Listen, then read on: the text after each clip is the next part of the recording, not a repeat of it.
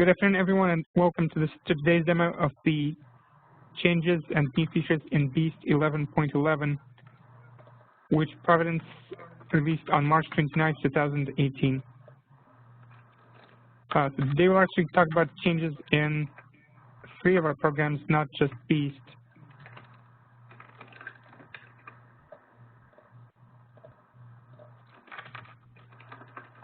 And they're going to be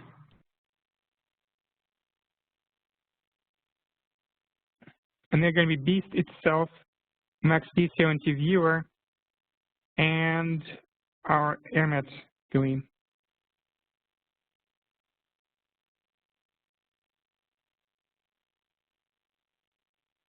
All right, so for Beest, I'm going to talk about only one change there, which is we had a bug in the way that we convert emission rates for polygonal area sources, which is now fixed. I'll talk about that next.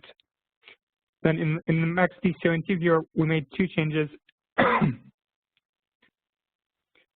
It can now display a background map for you, as well as hide values below threshold, so you can only see values above a certain threshold that you specify. And then in AirMat we made three changes that I'll talk about today. The first has to do with the Run tab, where you're on the AirMat model. We now display air messages there. We also have the ability to save backup files to AirMat. And we changed the way that you access the EPA's guidance documents in the Help menu. All right, so let's go ahead and go into the first change, which is in our Beest program.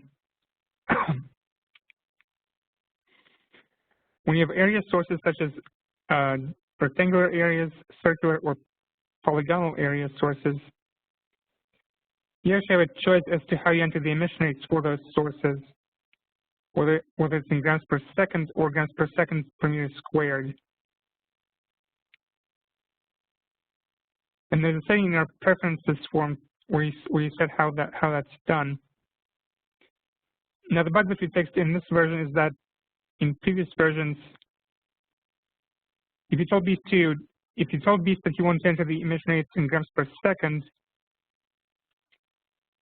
and then save your Beest file and open your Beest file again, the emission rates that came back when you opened the file were incorrect. This is now fixed, so now it doesn't matter how you set the preference. The emission rates are saved correctly to your Beest file. Now this did not affect writing the AirMod input files. Those were still written correctly in the previous versions.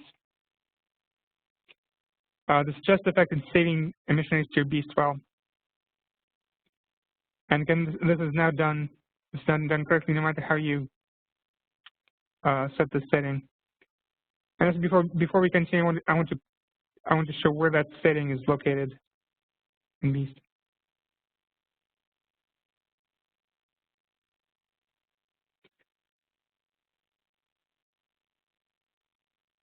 So you have to do with saving emission rates to the Beest file, which is now done correctly.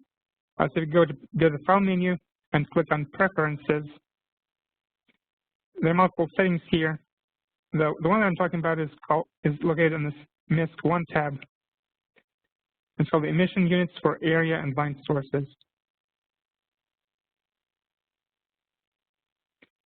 Because that's either grams per second or again grams per second per meter squared, and on my computer I have it set to just grams per second.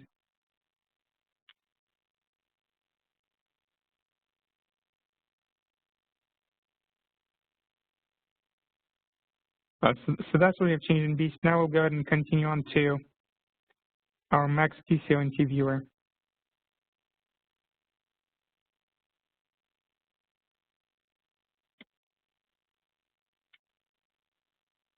Right, so this application, Max DCONT Viewer, was created to make it easy to go through and view your Max DCONT files, which display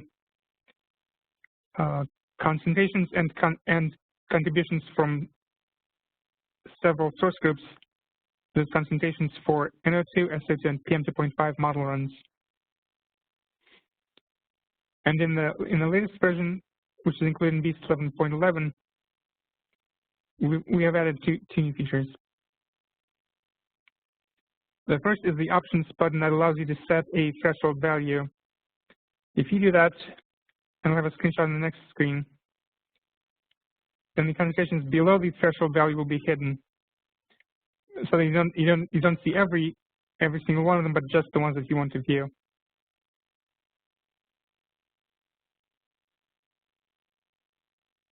And when you click the options button, you will see the options form, which looks like this. This is a screenshot. And in the screenshot, I've entered 400 as the value that for my threshold. Let's go ahead and switch over to the actual program itself and see how that works.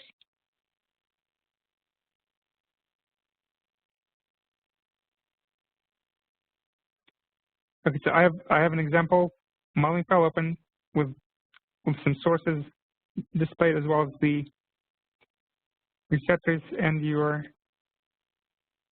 concentrations. Let's go ahead and switch to displaying the fifth highest value, and select the project group as your group.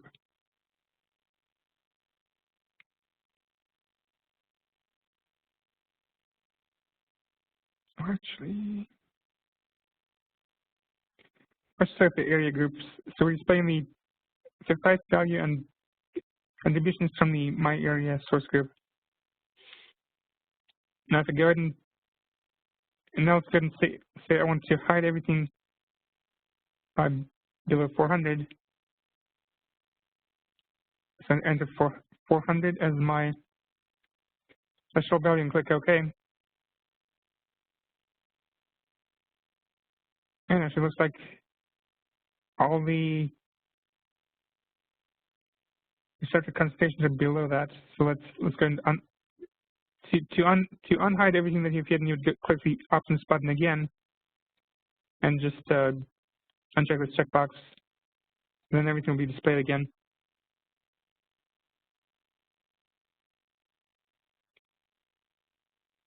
So let's something else. Let's hide all the contributions below 50. So go here again. Say 50 is my threshold value. That's going to be that's threshold for the My Area group. Now that everything below 50 has been hidden, now we only have the receptors where the contributions from this group are above 50. Those are the only ones that are now displayed.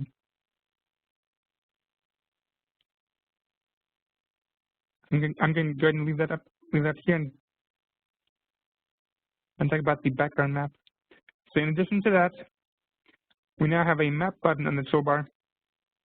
It allows you to select a background map file and add that to MaxDCONT Viewer.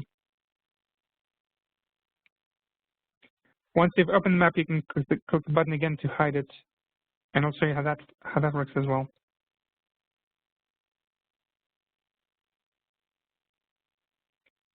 All right, so going back to MaxDCONT Viewer, I'll go ahead and just remove the threshold here. And you can either click the map button, which is on the upper left here, or click the file menu and say open background map. They have the same effect. I'm going to go ahead and select this aerial file and say open. And now it's displayed in the background. And now that that's there, you can click the button again to hide the map. Or there's also another option here. There's a little drop down here that has the options to lighten or darken the map. I'm going to go ahead and say lighten now, so I can see the values a little better that are on top of the map.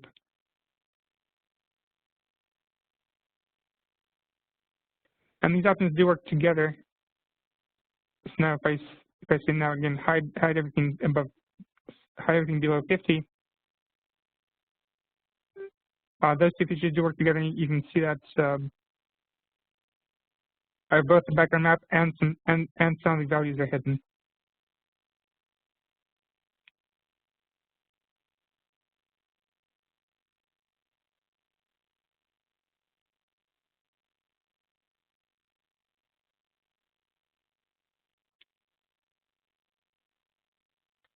And also forgot to mention that you can also save this image to a file as well. Basically, file and save graphic to a file.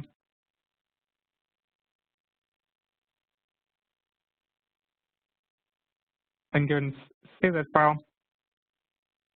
And then when I view it,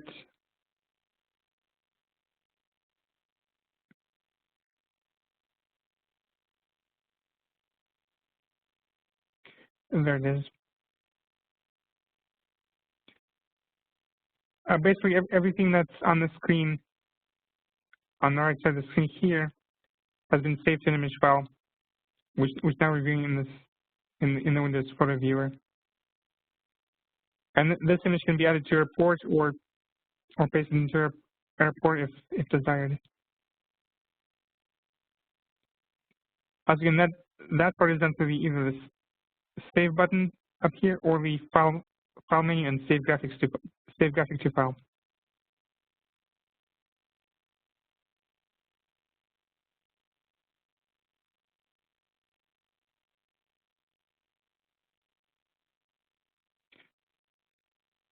All right, so those are the changes in our Max Beast 11.11 viewer. Now we have some additional changes in our AirMap program. What's new in this version of AirMap is that now all of your model settings are checked before you're in the model. And now our program displays warnings and error messages to you if there's anything that's wrong with the setup. I'll show that in a minute.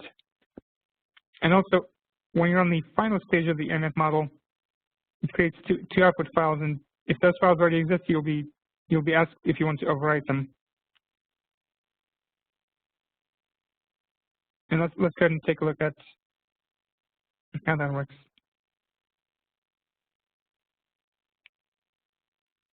All right, so what we have open in our AirMap program now is our test case file, which you can open by clicking File and then Load and Run Test Case.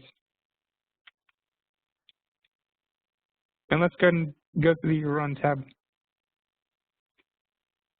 And as you see, we've added a list of warning and error messages, and in this case, there are no warnings right now, and no errors. But let's say, what if I go back to our Surface tab and delete the latitude? So that the latitude is missing in my model setup. Now if I go back to the Run tab, you'll now see that now there's an error message that says Surface latitude is missing.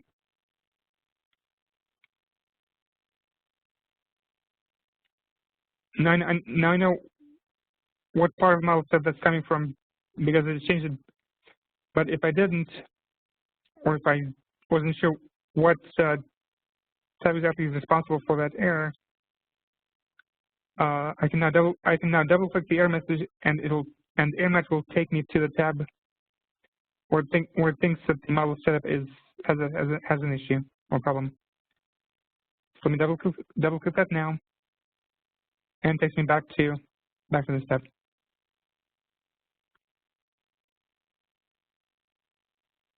Okay, so now that we're back to the model set without errors, let's go ahead and run the model.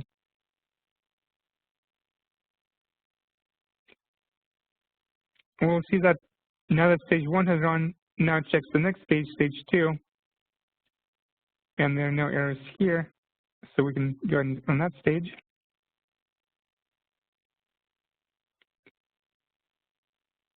And now it'll check stage 2 for you, which is the last stage. And actually is a warning here that saying the output files, they already exist.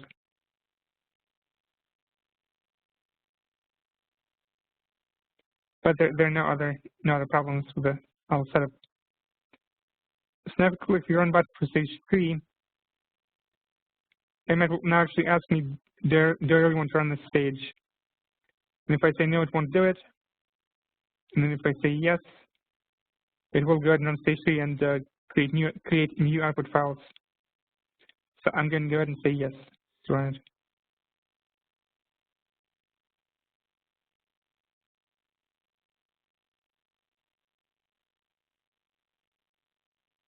Again, if there are warnings or errors, you can double click on any cell in this row, and it will take you to the location where there's an issue with the model setup.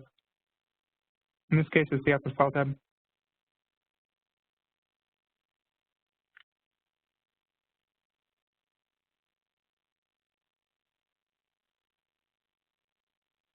All right, now the next change in AirMet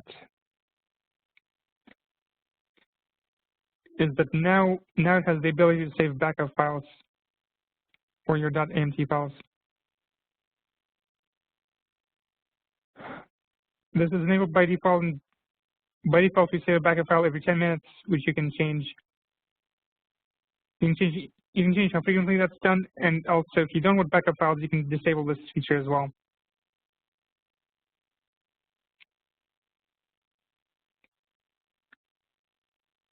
And what that preference looks like is shown in the next slide, and then this is a screenshot of the settings. And again, to get to these settings, you click File, Preferences, then go to the Backup Files tab. In my case, I do have backup files enabled.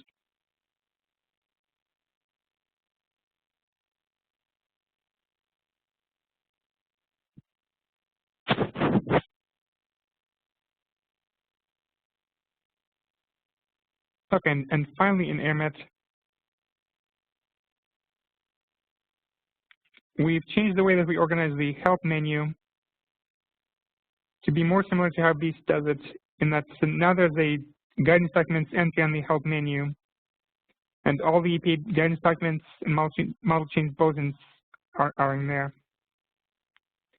And this is the way that Beest does. In previous versions, we had all the guidance documents on separate entries. Now they're all in one place.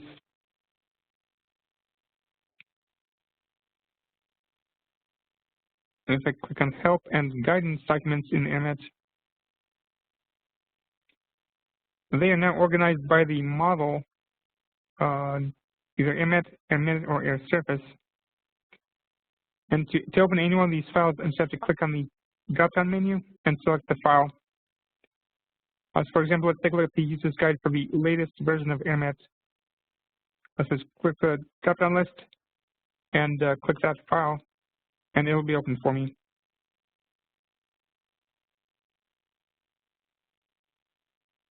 And that's the user's guide there.